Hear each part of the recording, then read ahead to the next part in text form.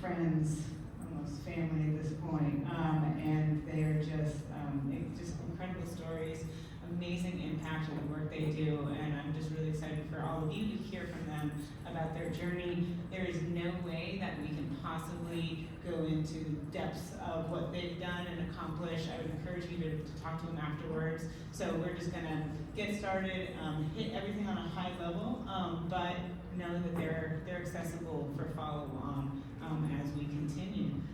So it's a little out of order from what we have up there. So I will go in order. I'll start at the end with Brittany Rose, the founder of Vanta and The Wired, Women in Real Estate. We have Ashley Allen, who's the executive director of the Houston Land Trust. I didn't realize I just jumped the order. Christa Stoneham, president and CEO of the Houston Land Bank, and Ms. Kathy Flanagan-Payton, president and CEO of the Fifth Ward Community Redevelopment Corporation. And Kathy, starting with you, why don't you talk to us a little bit about who you are, and we'll go through everybody and talk a little bit about who we are, who we represent, whatever else you want to say. Great. So I am Kathy Flanagan-Payton. Can you guys hear me okay? Sure can. Yeah. I am Kathy Flanagan-Payton. I am a community-based developer in a neighborhood where I was actually born and raised. And so it's a wonderful opportunity for me to have influence and work in a community that is so near and dear to our heart. And so we've taken Brownfield development and used that as our community's response to the rapidly gentrifying things that are taking place in our community, to help us preserve the rich history, the legacy, and create a synergy around the growing spirit that our community has for its landmarks there in the Fifth Ward. I've been with the organization for 30 years, and I'm excited to be able to tell you about my favorite project, which was actually a development there in the Fifth Ward, restoring a previous hospital in the community. Excellent. And we have, I don't think that these slides are going to be completely out of order in staff, so I'm just going to jump around with them as you talk about those projects and as we go. Why don't we go to Christa and talk about you and your organization, what you do. Still working on my outside voice. Hi, my name is Christa Stoneham. I'm the president and CEO of the Houston Land Bank, and hopefully y'all were able to join the session a little bit this morning, but if not, happy to give a very brief overview on what a land bank is, which is a government nonprofit created to activate vacant, abandoned, and dilapidated properties and put them into productive use.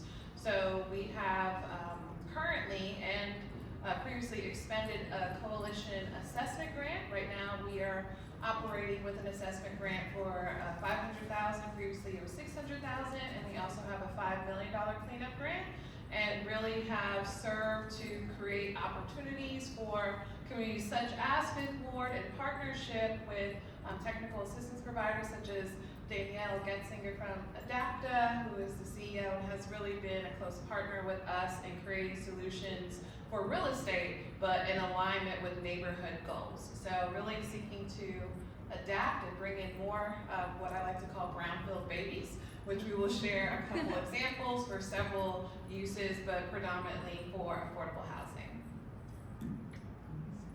We're going to come back to those slides as they talk about it. Let's go to you, Ashley, and talk about your role in the Houston Land Trust.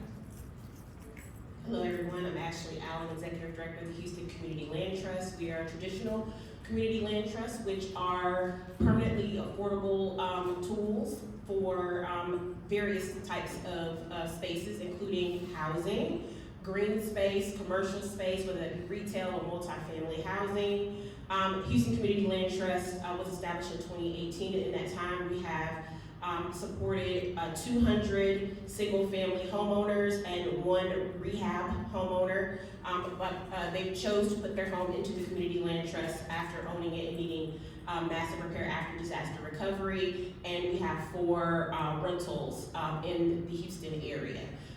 Community Land Trusts are community governed, meaning we have residents of the land trust on our board of directors. They are also part of our membership organization, which gives them voting rights to how the community land trust is run, what our future projects will look like. Changes in our bylaws have to be passed through our membership. So this is a way for community to have a say in how development happens, but also maintaining the affordability in the face of rapid gentrification in neighborhoods so that they're not being displaced as communities tend to develop. We believe that you can have development without displacement, and that means displacement of people, businesses, and green spaces. So utilizing the community land trust model right now for us means expanding that use outside of just housing. So while we started with single family home ownership, we are now expanding into other uses, including most recently a community space that will be used for small businesses, events, and community meetings. Awesome. Last is certainly not least, Brittany, would you like to share yourself and your organization? Good afternoon, my name is Brittany Rose. I'm the co-founder of Women in Real Estate and the founder of Vanta Funds. Women in Real Estate primarily focuses on creating educational opportunities, creating connections, and making sure that women are accurately represented in the space, like these incredible women here. And what I view my role most as is a conduit. So making sure that we're providing, whether it's funding opportunities, fundraising opportunities, development opportunities, education opportunities to the women who want to do the work in these spaces, and eliminating as many barriers to success as we can. Awesome. Okay, I'm gonna get personal with y'all. I wanna know, you're all representing different organizations. I know that we're gonna get into how you all work together, because it's really important for community wealth building and the work that you're doing. But on a personal level, on that personal journey, Kathy, we can start with you, because you talked a little bit about working in the neighborhood that you grew up in. How has your personal journey shaped your professional career?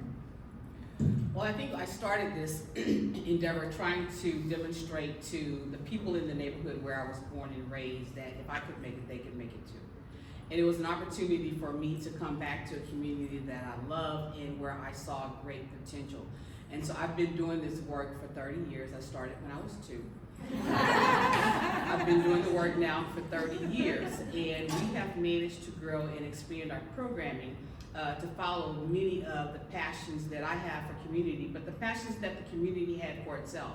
And so while we present ourselves as a developer, and we are, real estate is just one of 6 lines of businesses that we engage in. We focus on economic development, we focus on arts and culture, and have been named Houston's first African American cultural arts district. We have supportive services where we are poised to be able to respond to our community in times of disaster, but we also work with our smaller nonprofits to make sure that they don't encounter the cost and the overhead for backroom operations and back office operations. And then we have homeownership promotion and preservation. This is a consumer-based program where we provide education, counseling, training, and development for those persons who are in both rental and homeownership positions, and looking to make sure that we create opportunities for them to build wealth, grow their assets. And so those are just examples of our comprehensive approach and things that I felt like were critical in our neighborhood so that we could really make sure that we were a competitive and contributing part of society. Feel free to distribute. Christa, if you want to go next, jump in. No pressure. What was the question about my personal journey? Yeah, what has shaped you to becoming the CEO that you are now at the Houston Land Bank? Yeah, definitely. I think it was just a divine path, but it was actually Kathy who inspired me on my journey back when I was in grad school. So my background is in architecture. I went to Caribbean University, and when I graduated with my bachelor's and then with my master's, and then the recession happened back in 2008, decided to pursue a second master's in community development and attended the Texas Association of Community Development, something like that, as a student, something like that, TACDC, I forgot what it stands for though. Went and actually heard her story of how she was transforming Fifth Ward, how she was working directly with the neighborhoods and making mixed use developments, and that's when the light bulb turned on for me, because I knew that I cared about design, but I wasn't necessarily drawn to doing the design details of light bulbs and of elevator drawings, I wanted to create a place, not really knowing in a sense that's what a real estate developer was, but also in aligning with community goals. So that's when the light bulb went off that I wanted to be involved in community development. I served at the city of Houston for almost 10 years in the public sector, just working directly with neighborhoods and listening to their stories of how the freeways were dividing up neighborhoods and demolishing things, and hearing a little bit about some of the environmental concerns. And even when I was looking for my first home and I couldn't afford any of the market rate homes and also didn't qualify for the low to moderate income programs available, reached out to Kathy just to be like, hey, do you know of anything? And she was like, yeah, I have this house that we're about to tear down. And I was like, well, can I come see it? And had a relationship with a builder who was also my real estate agent, and in short, actually purchased a Brownfield site and cleaned it up, redeveloped it, and I still live in it today. So that and that was really just a part of my own personal mission and journey to really be a part of the neighborhood. So I'm a proud Fifth Ward resident. This was before my land bank time of activating vacant, abandoned, dilapidated properties, but really just understood just the culture and the stories that sometimes get lost. I think my home was abandoned for about 10 years or so, and really just seeing how much life and vibrancy was just brought on my block, and that's really just kind of the spark and catalyst that I hope to bring to other neighborhoods. And that was her pass for the community. Yeah. Because really, she did represent a gentrifier. Yeah. Coming into a community that was well established, looking for a home, but she did not displace anybody. She took a blighted property, turned it around, and then she engaged herself in community as opposed to separating herself from community. She recognized that she was coming into an established community. And that is so critical in the work that we're doing in terms of trying to promote comprehensive community revitalization. Guess I'm done. Ashley was going. Yeah.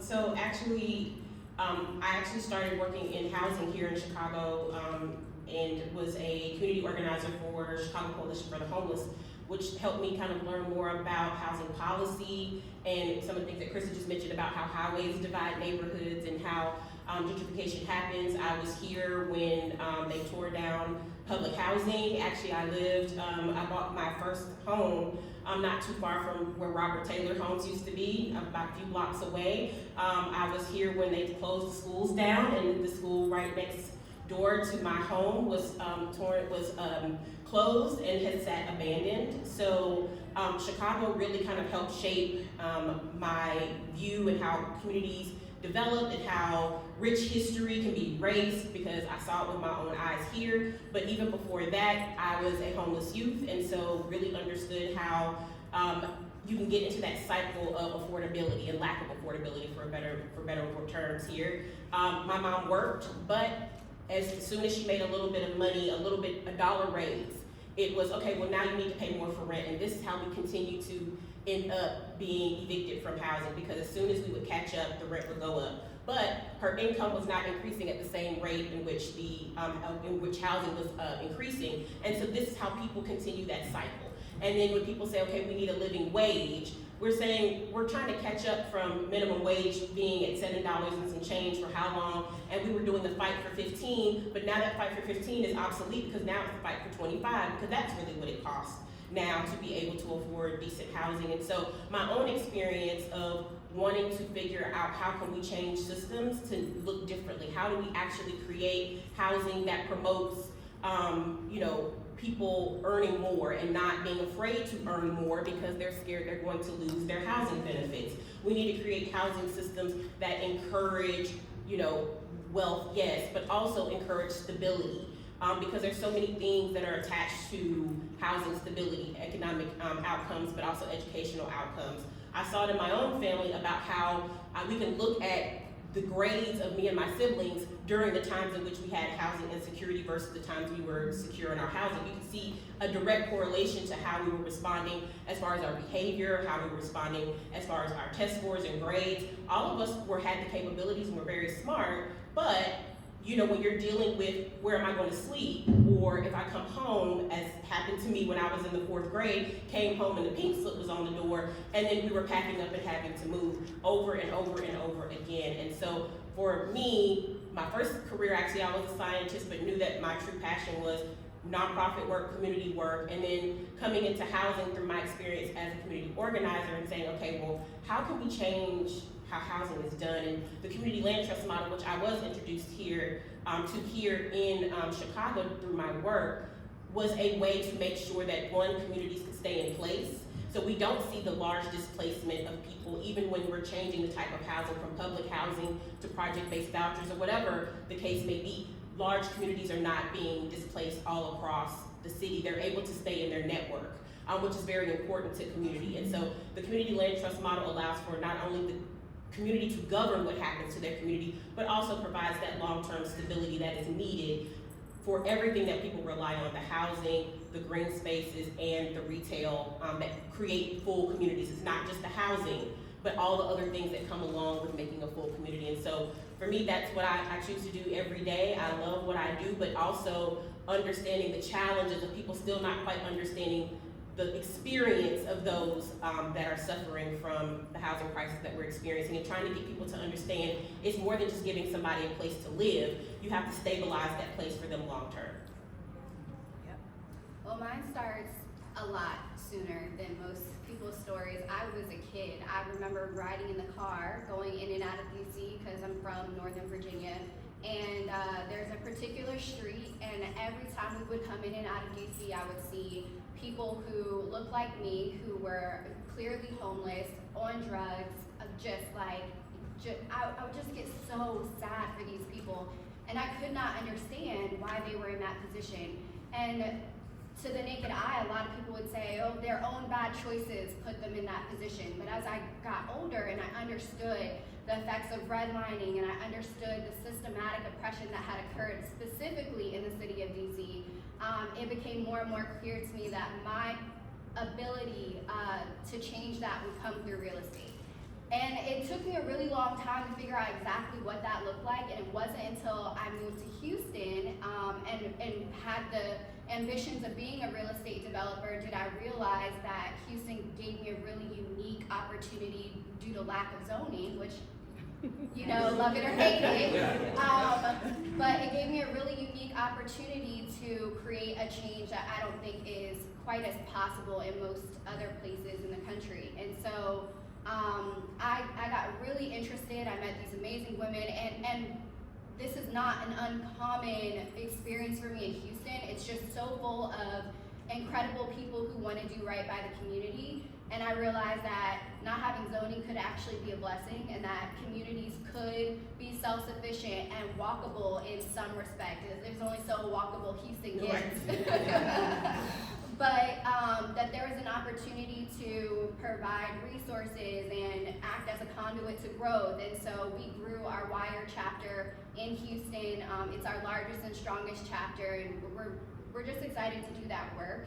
And try to support socially responsible revitalization, taking vacant lots and dilapidated homes and turning them into something that is tax producing for the community. Because without those taxes, we can't have good schools, we can't have good roads, we can't attract people to the community. And so that's kind of my journey through a very early childhood memory through to becoming a developer. Awesome, thank you. So I know that you all have been doing Brownfields redevelopment, especially Kathy, for a while without calling it Brownfields redevelopment. And when I first met Kathy, she said, you keep talking about these vacant lots and contamination. Can you just please follow me around, because I'll find all of the brownfields for you. It seems to be every property that I seem to want to buy. So I want to highlight some of those brownfields projects and bring that back to Brownfields redevelopment, since we're at the National Brownfields Conference. And Christa has some incredible projects, and I know Ashley, you also have some amazing projects. Might not be specifically brownfield, a lot in housing, but they're there's some models here that we're working with all of you together, and then close, Brittany, with making sure we recruit everybody to Wired here in the end. So, and feel free, all of you, to jump in, have a conversation about these projects. I know that you are excited about them, this one being the best and the brightest and right off the heels of the ribbon cutting. Kathy. Yes, so this was a journey and a labor of love. This is a project that was originally built in 1947 in the city of Houston, and a place where African American women could have their babies. When you think about the absence of quality, affordable health care in communities, this represented an opportunity for people to receive quality and timely health care, because as you can imagine, in the medical center there was accessibility problems, there was long waits and things like that. So this property is located in 5th Ward, and just imagine, 5th Ward is located about 3 to 5 minutes from downtown Houston. And it is very central to both airports and all of those things. But this was a community jewel. And my story is most significant, and I will tell you, I will bet $100 to anyone in this room that you don't have a story as good as this. Right? So I am a New Year's baby, and my caption read, "A first all the way around," meaning I was the first for my parents, a first for my paternal grandparents, a first born in the hospital that year, and a first for the city of Houston that year. In 19, wouldn't you like to know? And so as a result of that, my mother, who was also an RN, was actually a nurse on 3N in this particular hospital. This hospital meant so much to so many community residents in terms of being able to afford them with accessible health care. And it also represented economic opportunity, because young women like my mother and different nurses and doctors really didn't have an opportunity to practice their profession. So this also opened the door for them to be able to say that they could live and work in their community, and that's what this actually represented. And so the hospital went through a number of iterations, and it actually closed its doors as a hospital in the 70s. And it reopened as a self-admittance drug care rehab facility. And then it went to another facility. And in the mid to late 2000s, it closed its doors for good. It sat abandoned as a result of a lawsuit with Riverside General Hospital and Medicaid for about 6 years. And so it was really dormant. You can't tell from the pictures, but the brick is really a white stone. But that's how much deterioration had taken place on that particular facility. The interior had just been vandalized, there were holes in the walls, and all of that you could think of. The property was listed for sale at 7 p.m. when I saw them putting the sign up on a weekday, and I believe it was a Tuesday. By Wednesday morning, we had the building under contract. Oh. People were saying, what are you going to do with the building? I didn't have a clue, but I knew that that was a community gem and a community jewel that we definitely wanted to preserve. So in 2017, I bought the building. My first fight was with a gentrifier who was a part of our planning team to be able to talk about what we were going to do with this building. She was excited about it until she heard the word affordable housing. Mm-hmm. And when she heard the word affordable housing, she wrote to TDHCA and said I was non-compliant and didn't give her a letter, and she was right. That's like telling your husband he needed an invitation to your wedding. So we were the #1 scoring project in the state of Texas. We were kicked out on a technicality. I cried and I said, oh well, we're gonna move on to the next thing. 2 weeks later, we had put another structure together using historic tax credits as well as both state and federal. Our city had undergone Hurricane Harvey, so there was disaster recovery money available to us. And so we were able to attract those dollars. This is a $32 million project, and I only carry $6 million in debt. So every time I see this woman, I want to give her a hug, except she doesn't like me very much because of the affordable housing. And on Monday, as Danielle alluded to, we celebrated the ribbon cutting on the first phase, which is 85 mixed income units. Efficiency for my And so this is a great example of community. And again, as I alluded to, it becomes one of the strategies that we employ to respond to gentrification. We want to preserve the history. We want to preserve our community landmarks. We want to celebrate and remind people that they're coming into a community. The community is not coming to them. And that's different. And you only appreciate that if you understand some of the barriers and the challenges that gentrification creates for our community. Another project, do you have current pictures? I don't have any current pictures. Okay, she didn't put the current ones up. No. So this is another very similar project. This was an old theater in Houston's 5th Ward. At one point, the Lyons Avenue, and those of you who are familiar with the Green Book, you've heard of 5th Ward and Lyons Avenue in the Green Book. This was one of those theaters. We took this in 2015, and again, it was an abandoned facility that we took and we rehabilitated this and brought it back and returned it to its original state. It is both a performing arts venue as well as a movie theater with a mixed-use space next door that allows people to have receptions, parties, weddings, anniversaries, repasses, the whole 9 yards. It's a multi-purpose facility. And so again, this was an opportunity for us to take something that had been an eyesore in our community and restore it and rehabilitate it and bring life back to it. And now again, it's one of our community's greatest gems. We tend to celebrate this and we make it available to families who are in the 5th Ward. And so now they don't have to leave their community for an amenity. And right here, as a result of our telling this story, we developed a film behind it. You should check it out. It's called Memory Builds the Monument. We were a 53rd NAACP Image Award winner and nominee. To tell our story in terms of how we're taking these legacies and these stories to rebuild community. I've got one more project for you too. Oh, yes. We have another project that I didn't know how many you put in, Danielle. So again, this is very critical when you're working in a community. And just to give you an appreciation, our community is 152 years old. It is one of the oldest communities in the city of Houston and had been really designated as one of the city's poorest communities. We're seeing a change in the economic profile of our residents given our proximity to downtown Houston. So we're seeing a lot of change and a lot of diversity. But this was an old Baptist seminary school where the Baptist preachers, the black preachers in 5th Ward would go to receive their training and their education in theology. And it was the M.L. Price Center.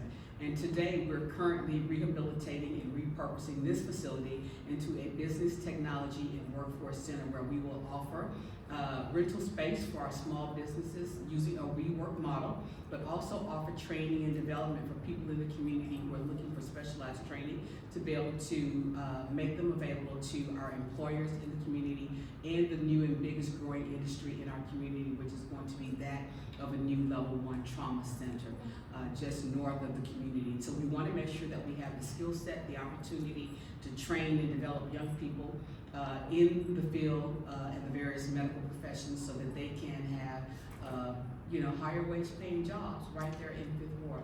So we're excited about this and we'll be celebrating the grand opening in this in about 60 to 90 days.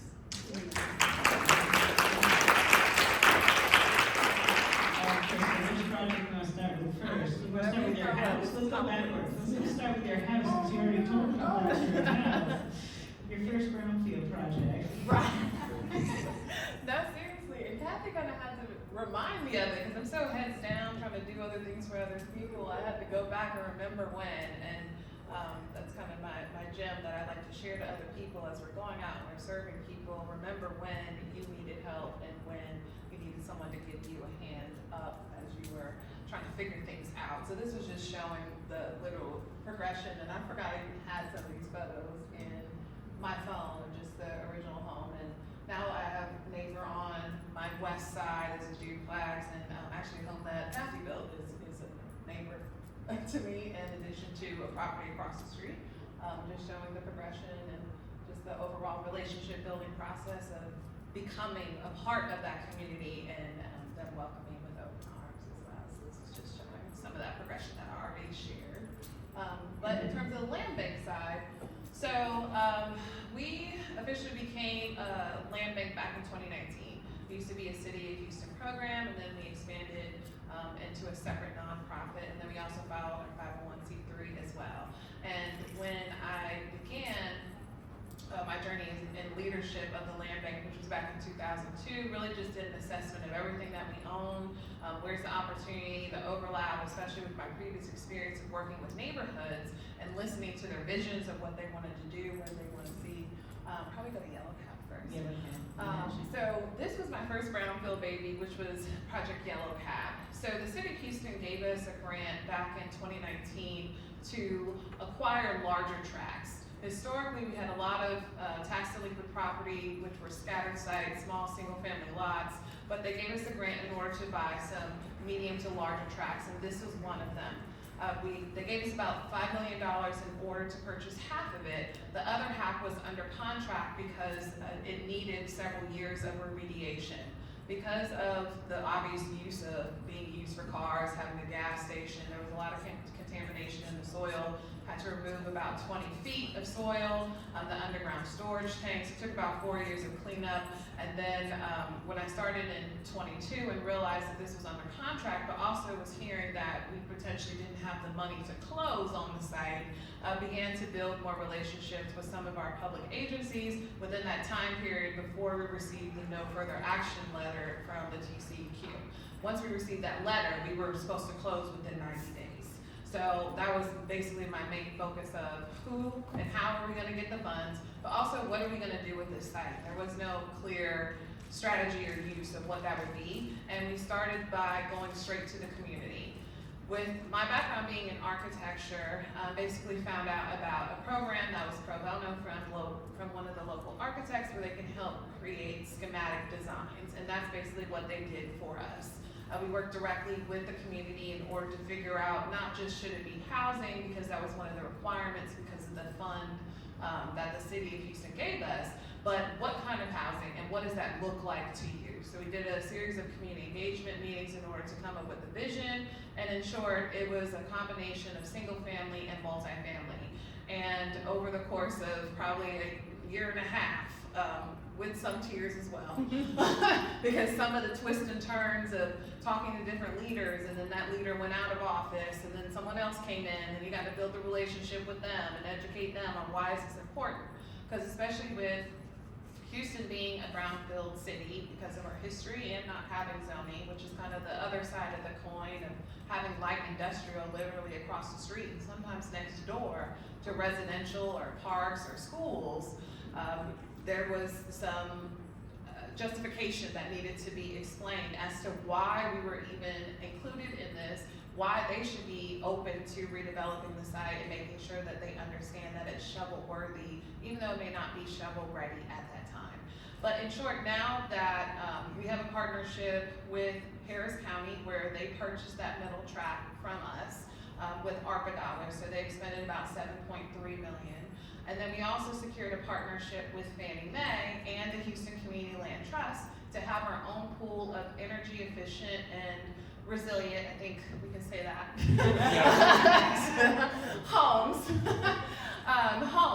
in terms of floor plans, where we work directly with the neighborhoods in order to imagine the different typologies of homes from a 1-bedroom, a 2-bedroom, and a 3-bedroom model, and we're sharing the floor plans on our respective projects. So we intend on using a portion of our share on this site for the single family portion. So we're taking the lead of that. There should be 40 single family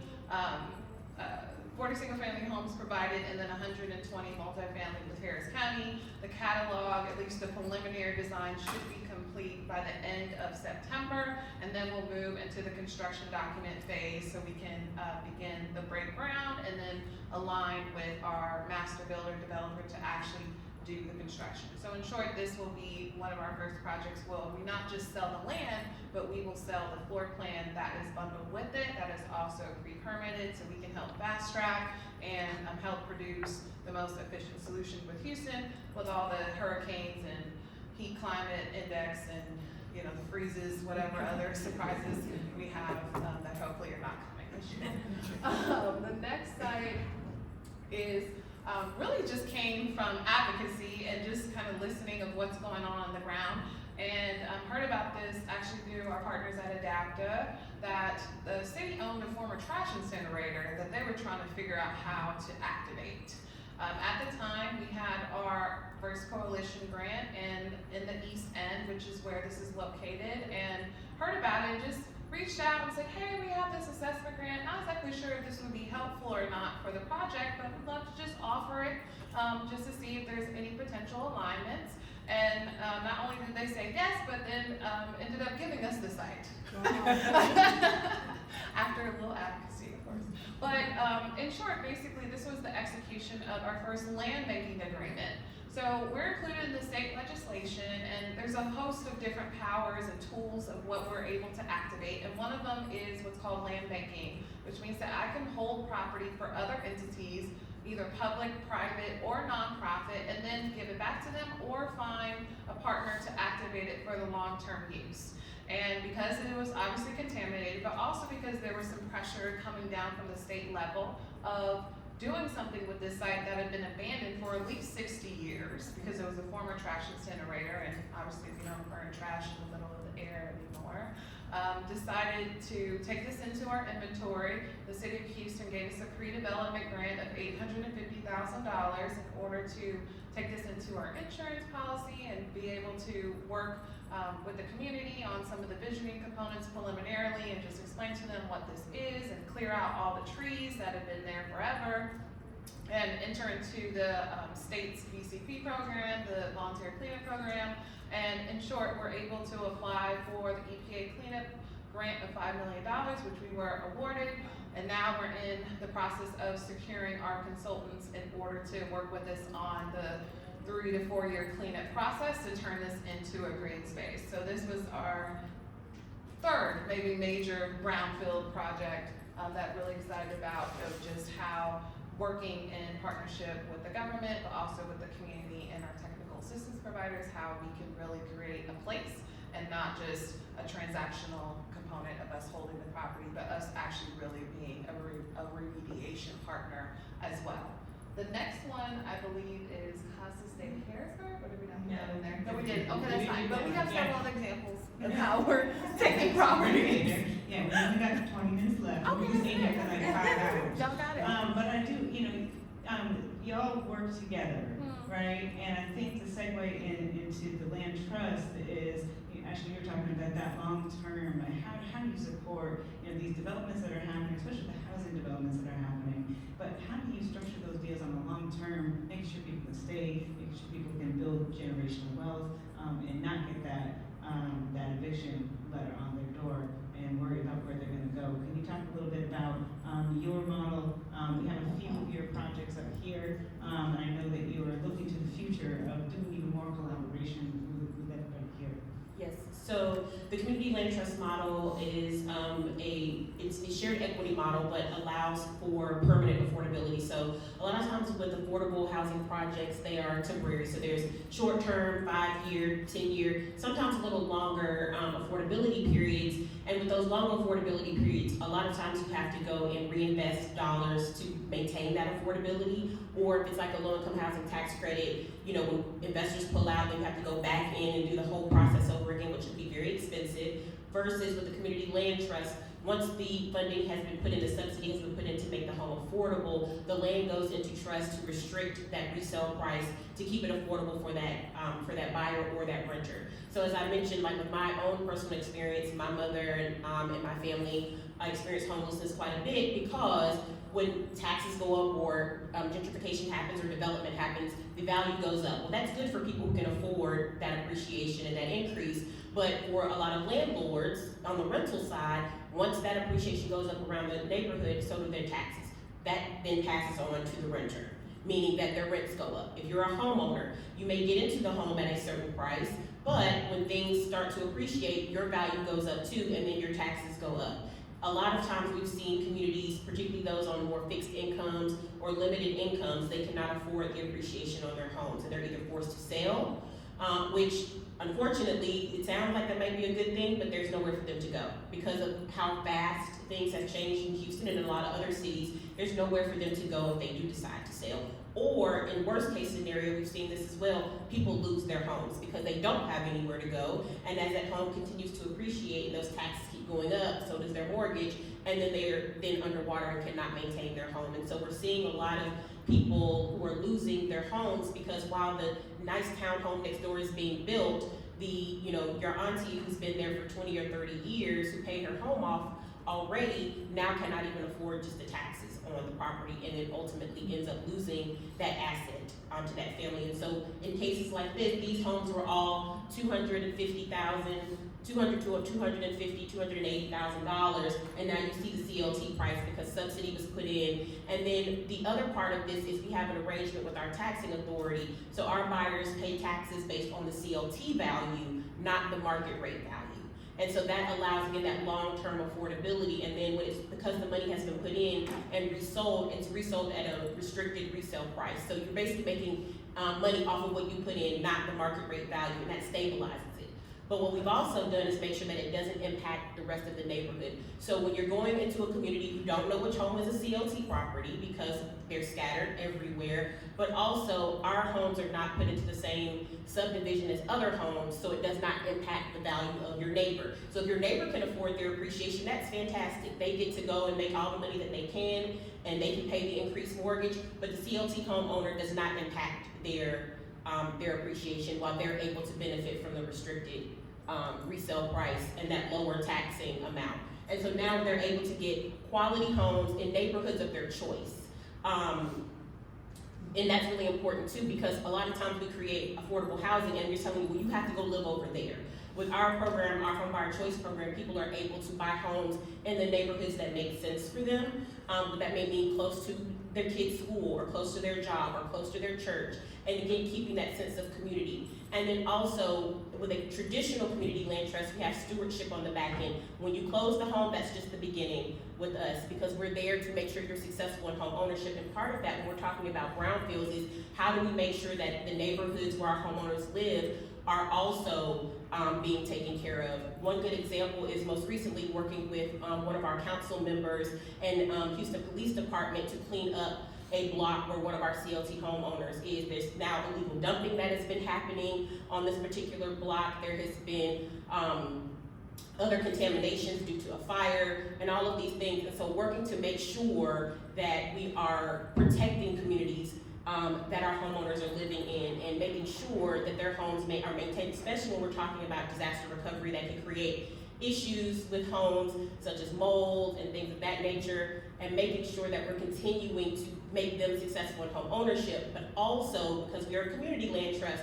it's not just about our individual homeowners, it's about the community as a whole. And then lastly, I'll say too, even in our program development, we are required, we're not allowing we don't allow home buyers to buy in floodplain, 100-year floodplain areas. We also have environmental inspections to make sure that the home is not in an environmentally hazardous area, to ensure that affordable housing is not in areas that are going to be harmful to homeowners. And so we're thinking about how communities are developed and making sure that affordable housing does not equal lower quality housing or very environmentally hazardous housing. Girl. So I think it should be clear how the three types of organizations work together and how important it is within that model of community wealth building, that you have a land bank, you have a CDC, you have a land trust, but there's also another component of all of you being women, having shared experiences, and going through a lot of the same barriers in this industry as you do the work that you do. So Brittany, you have an amazing organization, Wired, that is bringing together women. Can you talk about that? Can you talk about the importance of it, why you started it, and what you're hoping to do with it, and how we can get all of the women in here involved? Well, I will first say that we don't hate men. Men are always welcome in our space. You just gotta, be aligned, follow the rules. So I don't want anybody to think that they're not welcome, because everyone is welcome if you believe in what we believe in and you want to do the work. And I will talk about why, but then I'm going to hand it back to Christa to talk a little bit about a group initiative that we're working on. So Women in Real Estate is an international organization. We have members and supporters from all across the world. We have a chapter here in Chicago. We really have 10 chapters across the country, with Houston being the largest.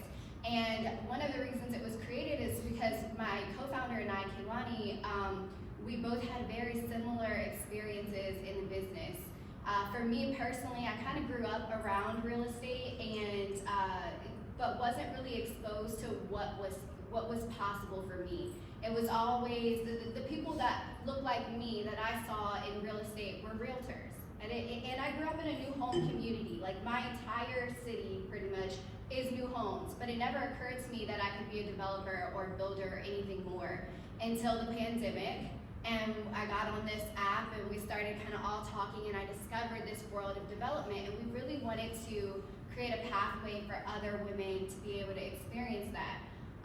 So that's kind of where WIRE has been able to kind of intertwine itself between different organizations and different people and provide the connectivity that's needed, because it's really not about taking the class or taking the course or knowing all the things. It's really about the people who will pick up the phone when you have a problem and connect you to the right resources and stand in the gap when you need funding and point you in the right direction when you're looking for a house and all of those things. So that's really WIRE's primary mission, is to make sure that we're aware of your goals, we're aware of your mission, what you want to do, and we find ways to connect you and make your path easier through a very male-dominated space. So I'm going to hand it over to Christa to talk more about WIRE. I can, but I actually think it's more appropriate because it was your vision. I feel like you should. I'll chime in after you. You'll just put it in a nice conversation. That's their way of making me the auntie of the bunch. I'm the real OG. So I think one of the things that I've been doing this work now for 30 plus years, and I came from a family of real estate professionals. And one of the things, as we've talked about today, is that the numerous barriers that Black women encounter when trying to do this work.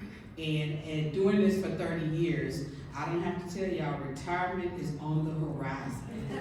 And the only way that I can retire is that I feel comfortable that there are enough successors who are coming behind me to be able to take on this role and continue this work.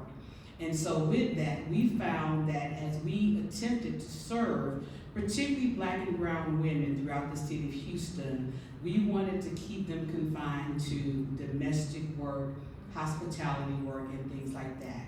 And real estate really represented an opportunity to be a stepping stone as a developer to an improving quality of life. And we had to find ways in which we encourage wealth building, income building, and asset building. And one of the ways in which we do that here in America is through the dream, and that's real estate. And so we decided that we would solicit the support of our local intermediary to figure out how we could create a curriculum that would provide women with training, development opportunities, and we could serve as their mentors in this work and give them real life experiences and opportunities to develop something. And so we hosted a breakfast. There were 100 plus women there who came, and many of them talked about, the barriers that they experienced, accessing capital, accessing opportunity. No one would listen to them. They didn't have the right skill set, and wanted them to be the secretary. Like, no, we don't want to be a secretary anymore. We want to play in the game. And so how do we make sure that we create those opportunities? And so we formed an organization and a collaboration called Black Women in Real Estate Development. The three of us are a part of a national affiliation, and of course, a lot of the language that I'm using today is no longer acceptable in the funding environment because it targets a particular sector. And in this case, it targets two sectors, Blacks and women. And so because of that focus, we decided that we would continue our endeavor and find and work towards a partnership with someone who was already doing the work and had the vision of supporting women. And that's when I was introduced to Brittany. But again, as I stated, retirement is on the horizon. These young ladies, I'm holding them accountable in terms of trying to help bring this dream to reality and making sure that people want to be a part of this initiative in terms of looking at this as a real real possibility to be impactful in communities, to be impactful in their family lives, and really begin to make a difference in an industry that has been so male dominated, particularly in Houston. And so with that, Christa. So in short, we have formulated the curriculum in terms of what would be taught, how it would be taught, in terms of having a small cohort, probably no more than 15 women, to teach them about the real estate industry, but also directly tie them to the mentors who have the seasoned experience, that have been through all these different scenarios of tax incremental financing and how do you align it with tax credits, and just building the public-private partnerships, in addition to having the networking piece too. So we realized that not only do people need to be trained, but also just need to be in the same room to better understand the skill sets, the opportunities, the resources, and how we can come together to connect these different dots and strategies, and just the few examples that we shared here today. So we're currently in the fundraising stage because we do need to file our 501c3 in order to accept some of the donations from the philanthropic community or from the financial institutions. We've created the content for it, but really just have begun to have some of the conversations to bring the funding down the pipeline, because we also want to be able to give the dollars directly to the people in the cohort so they can have pre-development assistance. That's one of the barriers that a lot of the women in the case studies shared with us, of just, you have the idea, you have the vision, you may even have site control, but just literally having the market feasibility study or some of the conceptual drawings, and just having that visual component to go with your strategic vision is sometimes part of the biggest barriers in order to get someone to see the possibilities that you know that's in your heart and that's in your head. So really excited and grateful that call to action was put on to me, and literally just the direct case study of our relationship over the course of the past 15 years when Kathy was 4, of how she really invested into me and continues to over the course of time, is just an opportunity that I'm very grateful to help extend to others as well. Do you guys want to say anything else? We've got 5 minutes, we can take some questions. Take some questions. Anybody have any questions? I wouldn't say it's a question, more just, this has been a phenomenal panel to listen to and really inspiring. I live in Alaska, and specifically in Anchorage. We live in a bowl, and there's no more land to develop in Anchorage specifically. There's towns outside of it, but the commute is 45 minutes to an hour, and then in the wintertime it's horrendous conditions, lots of accidents. We do have a ever expanding homeless population, and the current company I work for, we're private, but we're looking at ways on how we can support, I think what was the word, I wrote it down, rehabilitate and repurpose brownfields. There's about 152 brownfield properties in Anchorage that are known, and so we're looking at ways to help the community and do affordable housing, and this was just really, really inspiring and interesting. I will be reaching out to become a member of Wired, and thank you so much. She who controls the land. She who controls the land controls the development. So start first, start small. Yeah. Acquire as much of the land as you possibly can. Yeah. I have more land than I have cash, but I can always liquidate the land if I need cash. Yeah. So buy as much land as you possibly Okay. can. I'd love to get together with you afterwards. And don't forget to do phase 1 environmental site assessment. Yes. Our partner company actually does remediation in phase 1 and phase 2. So we have I wouldn't say it's a joint venture, but anyway, we can talk more, but I don't want that. I'm glad you brought that up, Danielle, because one of the things that we had to learn is that while we wanted to control the land, all land wasn't good land. Right. And it comes with some liabilities. And so it is worthwhile to always make sure, because we are a hot spot in Houston, given the significant oil and gas industry that we have there in Houston, given the large amount of manufacturing that we had in 5th Ward, much of the land that we have in our community was hot, and so what we are forced to always make sure that we do is, a phase 1 environmental. Don't let that scare you. just make sure that you have the right team in terms of understanding what your risks are and how best you can mitigate those risks and thinking about what the potential for that project could be. I have a question and a comment. The question is, how did you get, I guess, the powers that be to believe in your respective visions around community development? I'm sorry.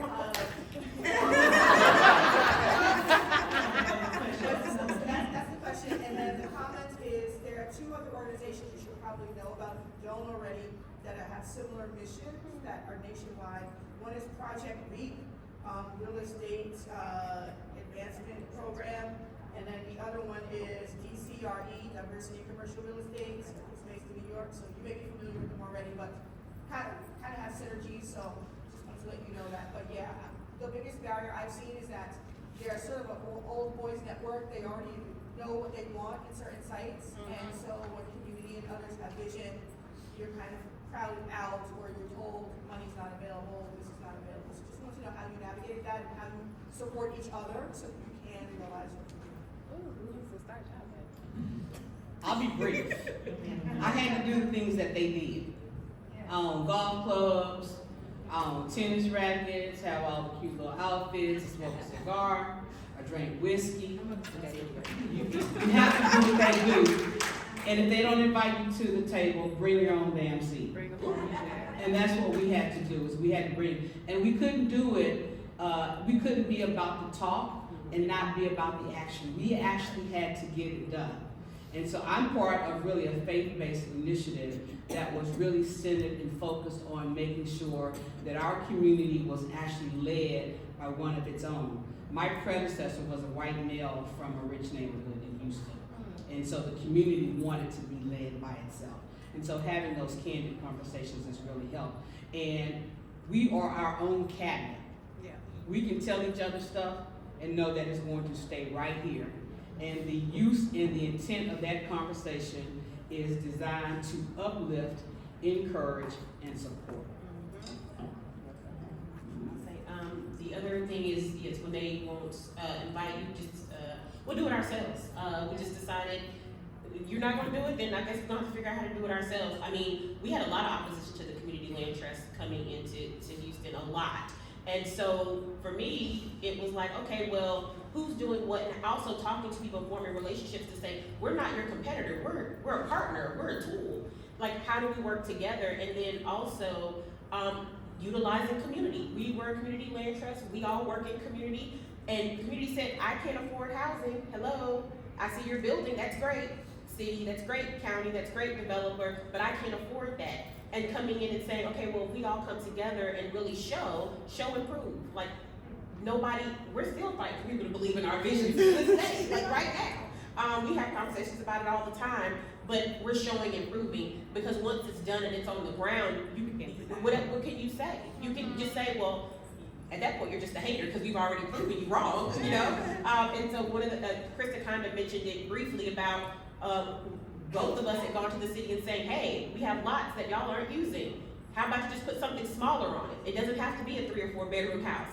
Both of us were like, well, why are they not listening? And then Chris was like, well, you know, we have an architecture background. I was like, well, I have some funding. Let's just do it ourselves. Let's just do it ourselves.